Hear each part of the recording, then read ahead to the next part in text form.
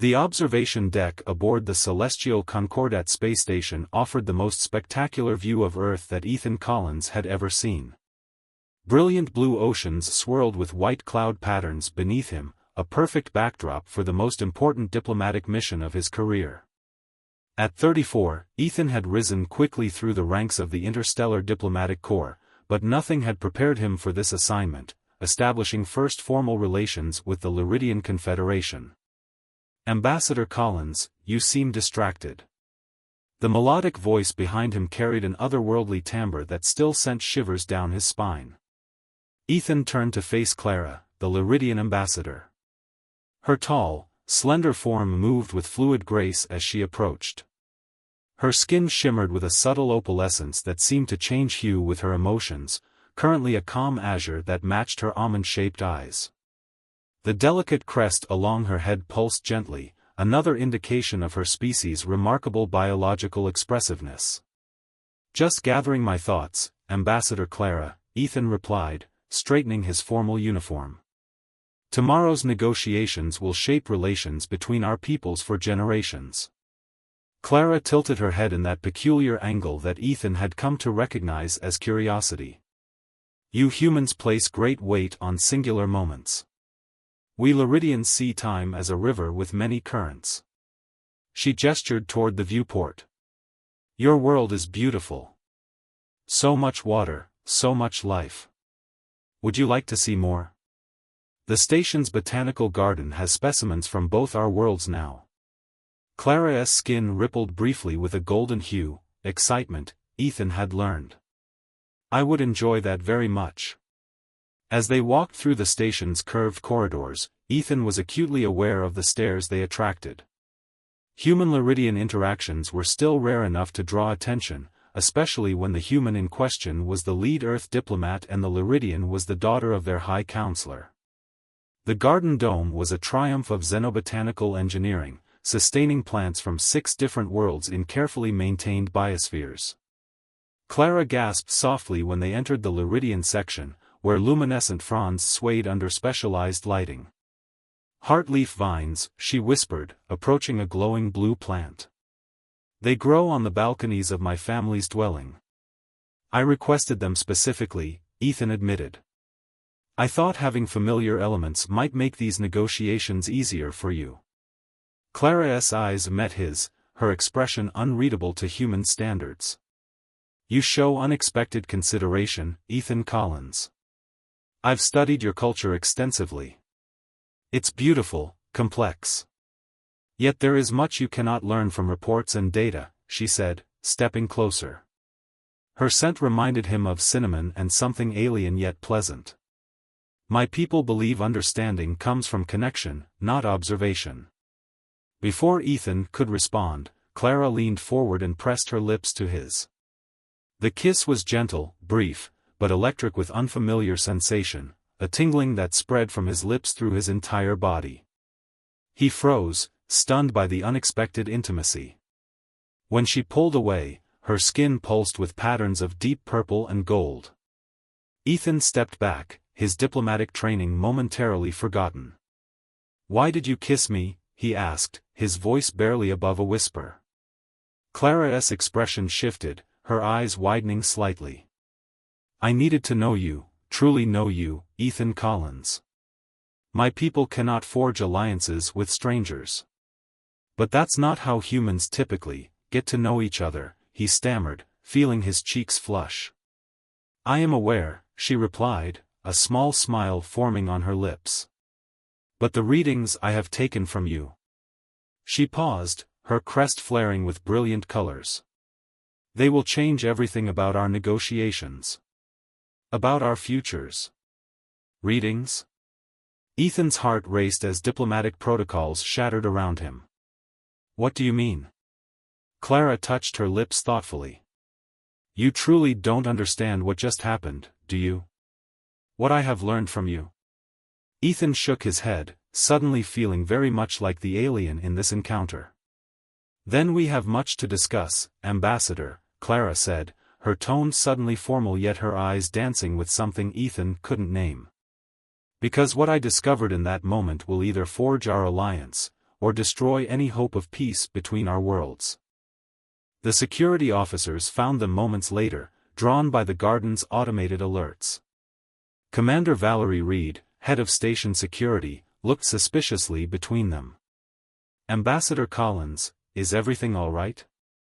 The proximity sensors registered unusual biometric readings. Ethan cleared his throat. "Everything's fine, Commander." Ambassador Clara was simply demonstrating a Lyridian cultural greeting. Reed's expression remained skeptical, but she nodded. "The diplomatic briefing starts in 30 minutes, sir."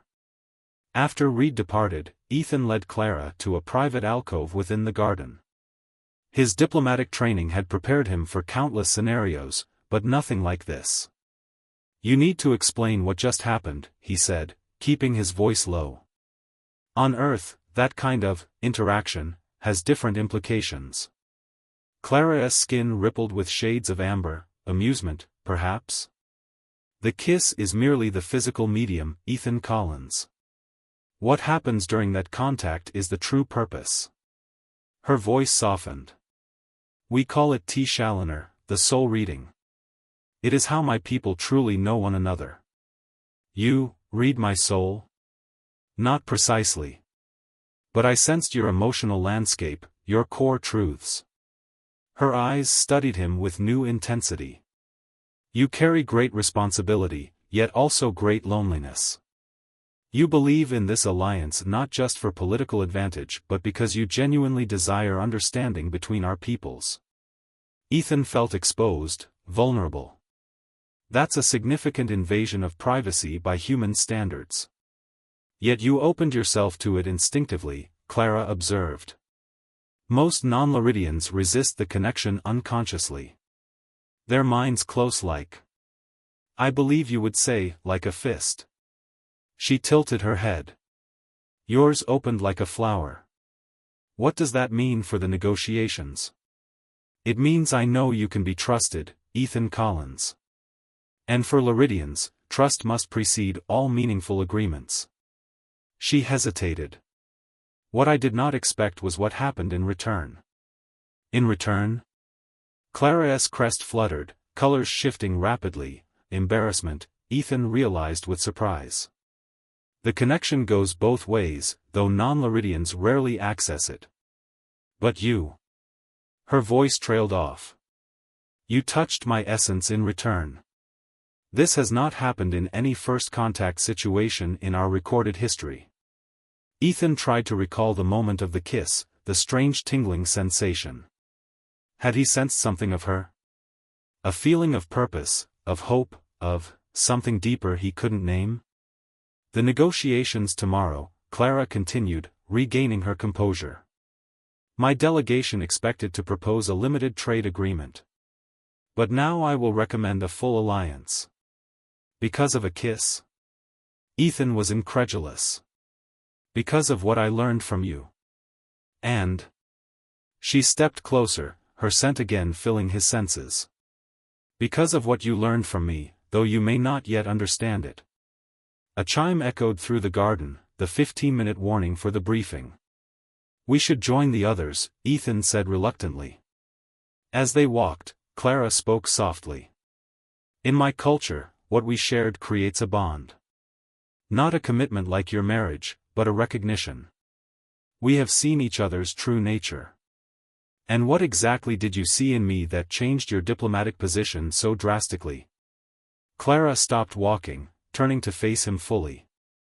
"I saw someone who carries the weight of his world's future without resentment. Someone who respects difference rather than fears it." Her hand rose, hesitating before gently touching his face. "I saw compassion where my advisors warned I would find only calculation." The touch of her fingers against his cheek sent another wave of sensation through him, not as intense as the kiss, but unmistakable. This time, Ethan was prepared, focusing on the feeling. Impressions flooded his mind: determination, fascination, a fierce intelligence, and something unexpected, fear. "You're afraid," he whispered, surprised by his certainty. Clara's eyes widened, her skin briefly flashing white with shock. You truly did connect. She lowered her voice. Yes. I fear for my people's future. Our world faces challenges we cannot overcome alone. This alliance isn't just diplomatic policy, it's survival. Why didn't your delegation simply tell us this? Pride. Politics. Her expression hardened. Not all Lyridians welcome outside help. Some would rather fail independently than succeed through partnership. The diplomatic center's doors loomed ahead. Beyond them waited advisors, officials, and the formal structures of their respective governments. We have much to discuss later, Ethan Collins, Clara said, her demeanor shifting to professional detachment as they approached. But know this, what began as diplomatic protocol has become something my people consider sacred. The T-Challenger cannot lie.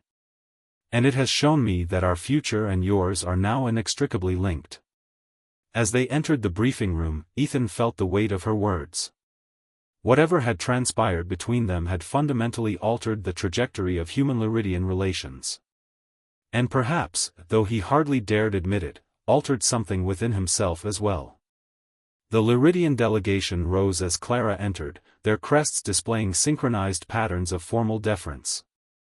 Among them, Ethan noticed one whose colors remained stubbornly different, Council Representative Tvak, known for his isolationist views. Tvak's eyes narrowed as they fell on Ethan, his skin darkening to a dangerous crimson. He had noticed something, perhaps the lingering connection between the two ambassadors, or some subtle change in Clara's demeanor. Ethan took his seat at the negotiation table, aware that what had begun with an unexpected kiss now carried implications that could shape the destiny of both their species, for better or worse. The negotiations proceeded for 6 Earth days. What should have been a cautious exchange of limited trade proposals transformed into discussions of shared technology, cultural exchanges, and mutual defense agreements.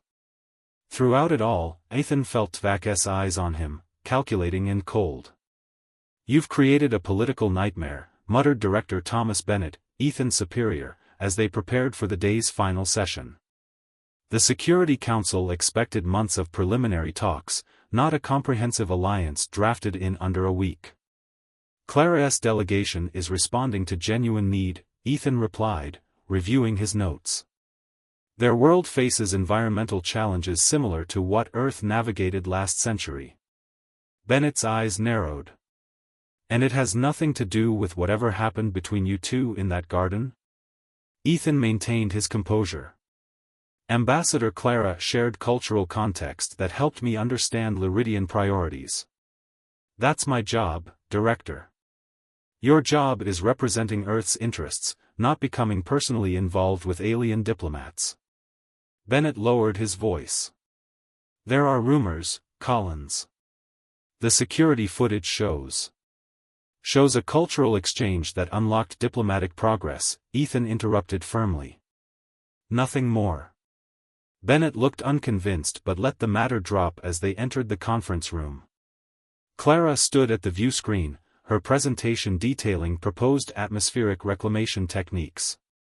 Her skin glowed with passionate determination as she spoke, occasionally glancing at Ethan with what he now recognized as trust.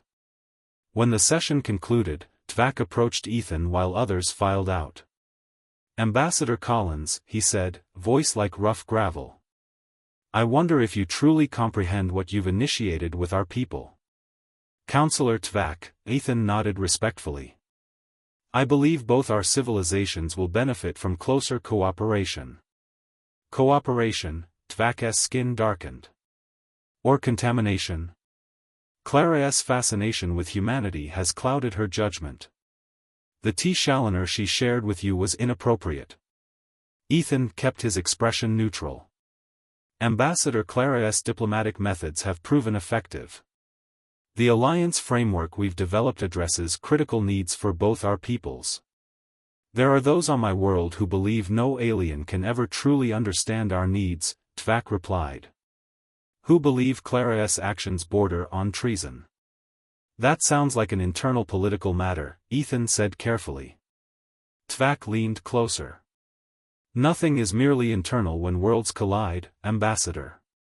Remember that.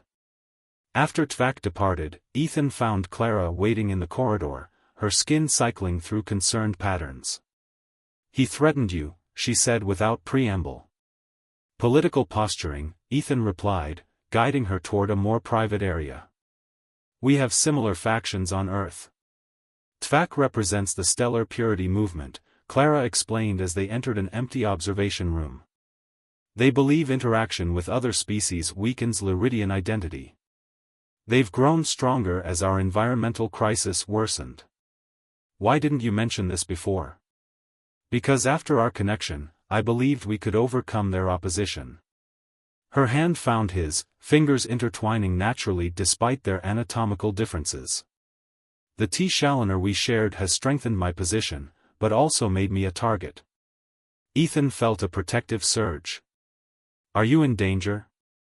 We both are. Clara's touch sent ripples of sensation through their connection, concern, affection, resolve. Tvak cannot challenge the alliance directly, but he will try to discredit us. To frame what we share as something inappropriate. What exactly do we share, Clara? Ethan asked softly. Her free hand rose to touch his face, and the connection deepened instantly. Images flowed between them, her childhood on a world with twin moons, his memories of ocean waves on Earth, shared feelings of purpose and growing affection. Among my people, this bond is called Viranai, souls in resonance, she whispered. Rare even between Lyridians, unprecedented between species. Is this why the negotiations have progressed so quickly? Partly, she admitted. The bond allows true understanding beyond words. But it has personal implications that complicate our diplomatic roles. A warning chime interrupted them, an incoming transmission from Lyridia Prime. Clara reluctantly withdrew her hand. My father, the High Counselor, she explained. I must take this privately. Ethan returned to his quarters, mind swirling with the implications of what was happening between them. The diplomatic breakthrough was genuine, addressing real needs on both sides, but undeniably accelerated by their personal connection. If Tvak could convince others that the alliance was tainted by inappropriate influence. His terminal beeped with a high-priority message. Director Bennett's face appeared, expression grave. Collins, we have a situation. Earth intelligence has intercepted communications from the stellar purity movement. They're claiming Clara has been compromised by human influence. They've demanded her immediate recall and replacement. Ethan felt cold dread. What's our position? Officially, we express concern but acknowledge it's an internal Lyridian matter. Bennett hesitated. Unofficially, losing Clara would set negotiations back months. She's not just a diplomatic asset, Ethan said before he could stop himself. Bennett studied him. I feared as much. Collins, whatever's happening between you two needs to end. Now. Before it threatens everything we've worked for. After Bennett disconnected, Ethan's door chimed. Clara entered, her skin pale with distress. They're demanding my return to Lyridia Prime, she said without preamble. I just heard. Can your father intervene?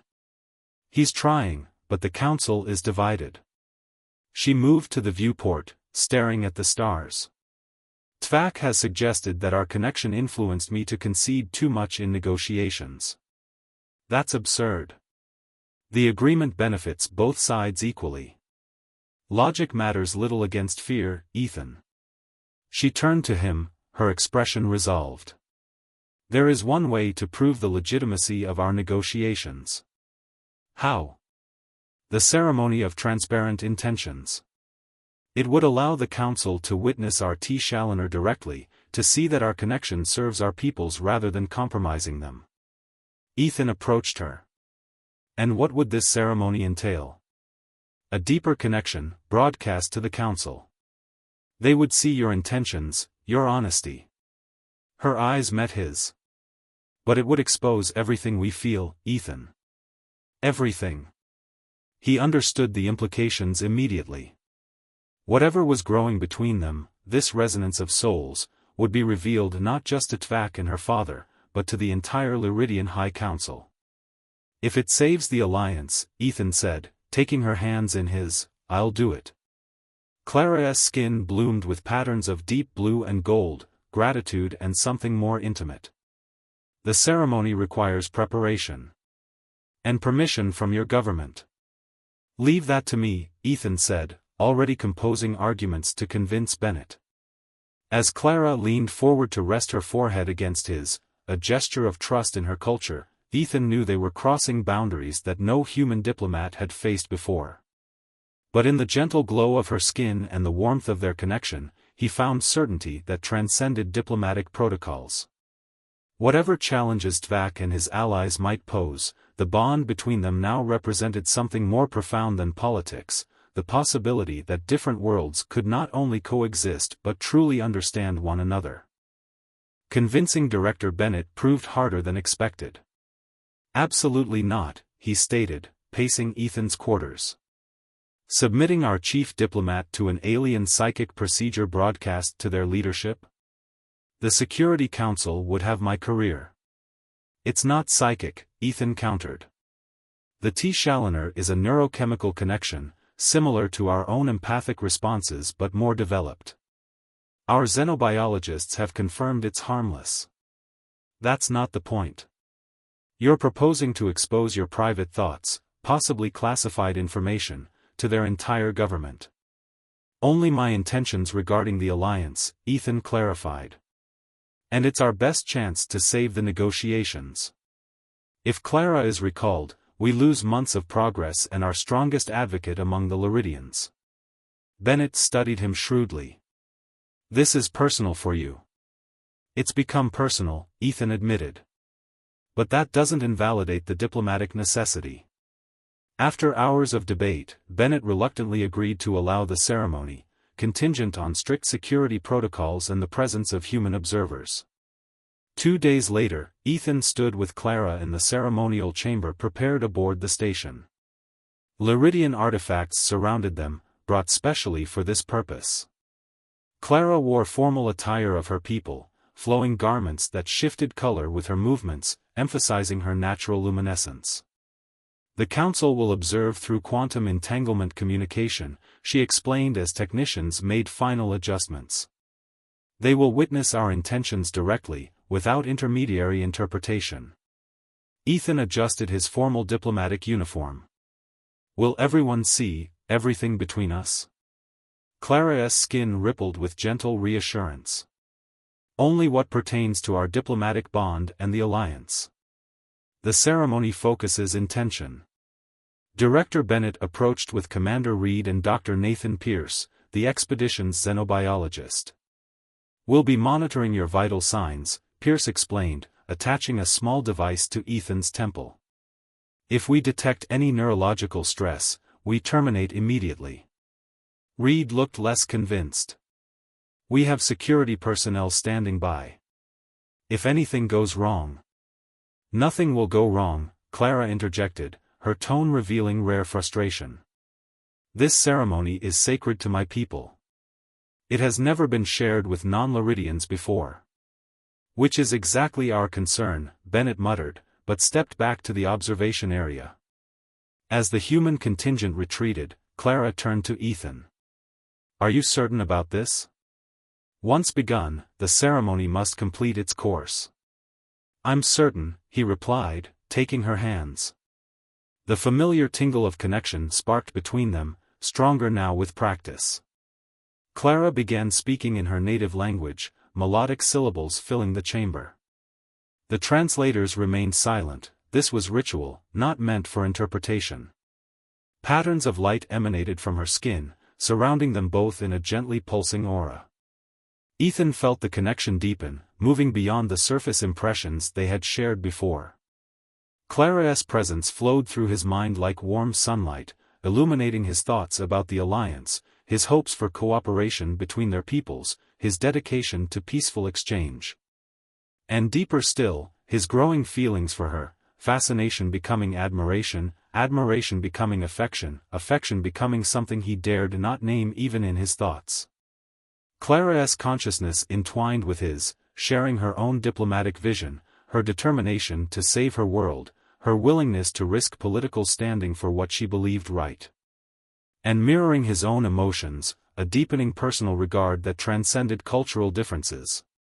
The ceremony built toward crescendo, their shared intentions radiating outward through Clara's connection to the quantum communicator. Somewhere across the stars, the Lyridian Council was witnessing the purity of purpose that bound them together. Without warning, alarms blared through the station. The ceremonial space shuddered as explosions echoed from distant sections. "We're under attack," Reed shouted, rushing forward as the connection between Ethan and Clara wavered. "Maintain the ceremony." Clara gasped, her skin fluctuating wildly. Breaking now could cause neural damage. Bennett's voice came through the comm system. "Collins, we have intruders aboard, stellar purity operatives. They've targeted the station's life support systems." Another explosion rocked the chamber. Ethan struggled to maintain focus on Clara, their connection fragile but intact. Through their bond, he sensed her panic, not for herself, but for him and for the future they both envisioned. "Tvak knew about the ceremony," Clara whispered, her voice strained. "He couldn't stop it politically, so he chose violence." Security personnel rushed into the chamber as smoke began filtering through the ventilation system. "We need to evacuate," Reed insisted. "They've compromised atmospheric controls. Toxic gas is spreading through this section." "We can't move yet," Dr. Pierce warned, checking his monitors. "Their neural pathways are still synchronized. Forcing separation could cause cerebral hemorrhaging." Reed hesitated, torn between protocols. "How long?" 3 minutes to complete the dissolution sequence, Clara managed, her skin pale with effort. "We don't have 3 minutes, Reed replied as the smoke thickened. "This section will be uninhabitable in 90 seconds. Ethan made his decision instantly, feeling Clara's horror through their connection as he understood his intent. "Get her out," he ordered. "I'll buy time." "Ethan, no." Clara's protest came both verbally and through their bond. "I'll hold the intruders at the junction," he continued to read. "Get Clara and the others to the emergency shuttles." "We don't leave our people behind," Reed began. "This isn't negotiable," Ethan said firmly. "The Alliance depends on her survival. And her world needs her," he added silently, knowing Clara would hear this thought through their connection. Before anyone could stop him, Ethan broke away from the ceremonial circle. Pain lanced through his mind as the connection severed prematurely, but he pushed through it, grabbing Reed's sidearm. "Complete the dissolution properly," he told Dr. Pierce. "Then get her out." Clara reached for him, her skin flashing with desperate patterns. "Ethan, the neural backlash is manageable," he interrupted, though the pain building behind his eyes suggested otherwise. "Finish the ceremony. Show your council what they need to see." He squeezed her hand once more, a final surge of emotion passing between them, affection, respect, determination. Then he was moving, heading toward the corridor junction where security sensors showed the approaching intruders. Behind him, Clara's anguished cry cut through the alarms. Through their fading connection, he felt her conflict, duty to her people warring with the desire to follow him. "Go," he thought fiercely, hoping she could still sense him. "Your world needs you. This is my choice." As Ethan took position, weapon ready, the last threads of their bond carried her response, grief, gratitude, and a promise that transcended words. Whatever happened next, something immutable had been forged between them, between their peoples. Determination steadied his hands as the first intruders appeared. He would give Clara the time she needed to complete the ceremony properly and escape. He would protect the future they had glimpsed together, even if he might not live to see it realized. Ethan regained consciousness in the medical bay of the Earth vessel Meridian. White ceiling panels swam into focus as his eyes adjusted to the light. The sharp antiseptic smell and steady beeping of monitoring equipment confirmed he was alive, somewhat to his surprise. "Welcome back, Ambassador," said Dr. Olivia Reeves, the ship's chief medical officer. "You've been unconscious for 3 days." Ethan tried to speak, but his throat was raw from the toxic gas. Reeves offered him water. The station, he managed after drinking. Damaged but intact. The Stellar Purity terrorists were captured by Commander Reed's security team. Reeves checked his vitals. "You're lucky to be alive. The combination of gas exposure and neural trauma should have killed you." Neural trauma. The ceremonial connection with Clara. Memory flooded back, the attack, their separation, his decision to buy time for her escape. Clara? The name emerged as a desperate question.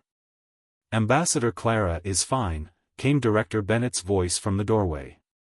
He approached Ethan's bed, his usually stern expression softened with something like respect. "She refused to leave until security contained the situation. Then she insisted on providing information to help treat your neural symptoms." Relief washed through Ethan. "The alliance?" "Secure," Bennett confirmed. "In fact, strengthened." The ceremony was completed despite the attack, and the Lyridian Council witnessed everything, including Tvak's betrayal and your willingness to sacrifice yourself. Ethan closed his eyes briefly. Tvak? Under arrest on Lyridia Prime. The Stellar Purity movement has been discredited by their resort to violence. Bennett hesitated. "There's something else you should know. The neural connection you shared with Clara, it didn't fully dissipate." Ethan's eyes snapped open. "What?" Dr. Pierce detected residual synchronization patterns. "It's faint, but persistent." Bennett looked uncomfortable. "Apparently, it's unprecedented even in Lyridian culture. Their scientists are quite interested." Before Ethan could respond, the medical bay doors opened again. Clara entered, accompanied by an older Lyridian whose formal attire and dignified bearing suggested high rank. "My father," Clara explained, confirming Ethan's guess. "High Counselor Raven wished to meet you personally." Raven approached Ethan's bed, his skin displaying patterns of formal respect intermingled with curiosity. "Ambassador Collins. My daughter has told me much about you. Lyridia owes you a debt of gratitude."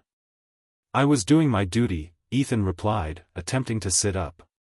Dr. Reeves adjusted the bed to assist him.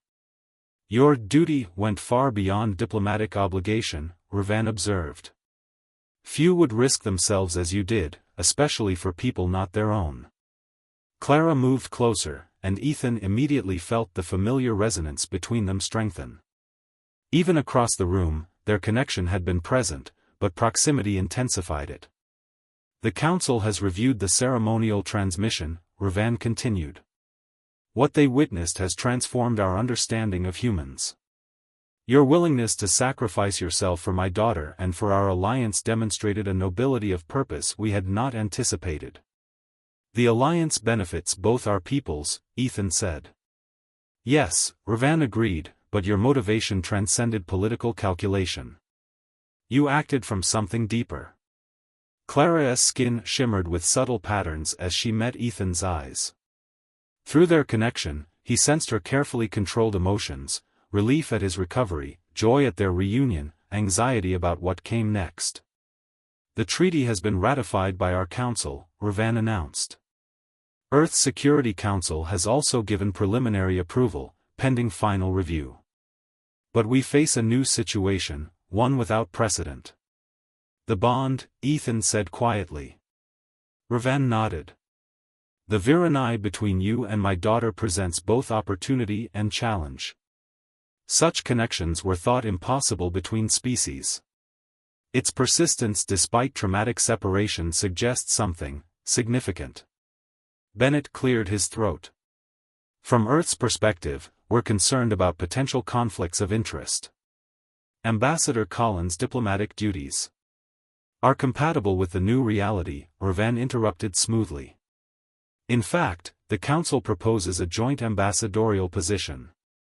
Clara and Ambassador Collins would serve together as representatives of our new alliance. The proposal hung in the air, its implications expanding in Ethan's mind. Working together officially, building the alliance they had sacrificed so much to create. There are practical considerations, Bennett began. Which we will address, Ravan said firmly. But first, I wish to speak with Ambassador Collins privately. His gaze included his daughter. With both of them. After the others reluctantly departed, Ravan turned to Ethan. Now, we may speak honestly. The Virani between you and Clara has profound implications beyond diplomacy. Father, Clara said, her tone cautioning. He deserves truth, daughter. Ravan's skin displayed patterns Ethan couldn't interpret. Ambassador Collins, in our culture, the bond you share is considered sacred. It typically develops only between life partners. Ethan glanced at Clara, who now stood beside his bed. I understand. I don't believe you do, Ravan said gently. The bond will grow stronger with time. Distance will become increasingly difficult. Eventually, prolonged separation could cause physical harm to you both. The implications crystallized in Ethan's mind. You're saying we'll need to remain together. I'm saying your futures are now intertwined, beyond diplomatic assignment or political convenience. Ravan's expression softened. I did not anticipate my daughter finding her bond mate among the stars, Ambassador Collins. But I have witnessed the truth of your connection. I ask only that you consider what this means for both of you, beyond politics. After Ravan departed, Clara finally took Ethan's hand. The connection between them flared instantly, stronger than before, emotions flowing freely, relief, affection, uncertainty about their future. I'm sorry, she whispered. I never intended this complication. Is that what this is? A complication? Ethan asked, finding strength to sit up straighter. What would you call it? Ethan considered as he looked at her, this remarkable being from another world who had somehow become essential to his own existence. Through their connection, he felt her fears and hopes mirroring his own. I'd call it an opportunity, he finally said. One we've earned through fire. Clara's skin bloomed with colors of joy and relief. The joint ambassadorship would allow us to remain together while serving our peoples. Beginning something entirely new, Ethan agreed. Though I imagine there will be challenges. Many, she acknowledged, her free hand gently touching his face. The connection deepened further, showing him glimpses of possible futures, working together, creating understanding between their peoples, building something neither had imagined before their first meeting. My father asked what your intentions are, Clara said softly. And what did you tell him? That humans don't typically make such decisions quickly. That your customs differ from ours. Her skin rippled with amusement. That you might need time to adjust to finding your soul resonance with someone not of your world. Ethan smiled, feeling stronger by the moment as their connection stabilized. Tell him that this human knows exactly what he wants. Tell him that crossing the stars to find you seems like the most natural journey imaginable. The kiss they shared then was different from their first, not a ceremonial exchange or information gathering, but a promise. As their lips met, the bond between them strengthened into something luminous and unbreakable, a bridge between worlds. 3 months later, Ethan stood beside Clara on the observation deck where they had first truly noticed each other. Below them, Earth gleamed blue and white against the darkness, while on the viewscreen, Lyridia's emerald continents rotated in stately counterpoint. Representatives from both worlds had gathered to formalize the alliance they had helped forge. As joint ambassadors, they had spent weeks finalizing details, creating frameworks for cooperation that would benefit both civilizations.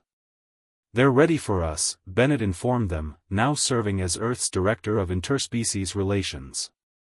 As they turned to enter the ceremonial chamber, Clara's hand found Ethan's. Through their ever-strengthening bond flowed shared purpose, shared hope, and shared love that transcended the vast differences of their origins. "Ready?" Ethan asked, though he already knew her answer through their connection. Clara's skin shimmered with the patterns he had come to recognize as joy and determination combined. To build new horizons together? Always. Hand in hand, they stepped forward to meet their future, not just as representatives of their respective worlds, but as pioneers of a deeper understanding between species, united by a bond that had begun with an unexpected kiss and grown into something that would reshape the stars.